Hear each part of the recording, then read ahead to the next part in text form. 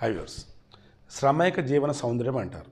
అంటే మనం కష్టపడి పని చేస్తున్నప్పుడు ఆడుతూ పాడుతూ ఇరుగు పరుగు వాళ్ళతో చక్కగా సరదాగా చిలకలు విసురుకుంటూ అలా వర్క్ చేసుకుంటూ పోతే చాలా చాలా గొప్పగా ఉండేది.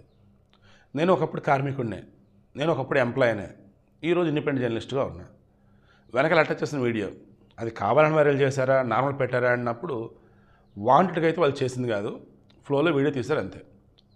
పల్లెటూళ్ళలో కూడా ఇప్పటికీ పొలం పనులు వెళ్తున్నప్పుడు పసిబిడ్డలు ఇంట్లో ఉంటే వాళ్ళని కట్టుకుని వెళ్తారు.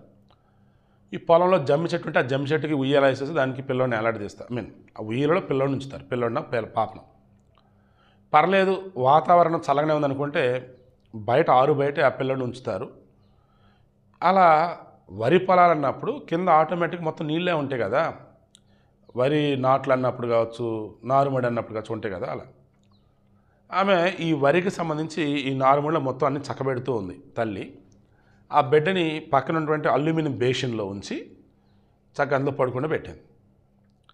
అలా ఆ బిడ్డ కిలకిల నవ్వుతూ ఉంటే ఆ తల్లి ఆనందపడిపోయి తన పని తను చేసుకుంటూ ఉంటే ఆ పక్కన ఇంట్లో వాళ్ళు ఫ్రెండ్స్ ఎవరు మొత్తానికి వీడియో తీశారు. ఆ వీడియోనే ఇది. నేను మరలా చెప్తున్నా, చిన్నప్పటి నుంచి కూడా మీ పిల్లలకి శ్రమేక జీవన సౌందర్యం ఏంటంటో తెలిసేలా చేయండి. అలా అని చెప్పేసి హడావుడి చేస్తూ నేను వాళ్ళకి నేర్పండి చెప్పండి అనను. పద్ధతిగా కష్టం ఏంటంటే తెలియచేయండి, పద్ధతిగా ఎలా బతకాలంటే చెప్పండి, అన్నింటి మించి విలువలతో ఎలా బతకాలంటే అనేది పిల్లలకి నేర్పండి.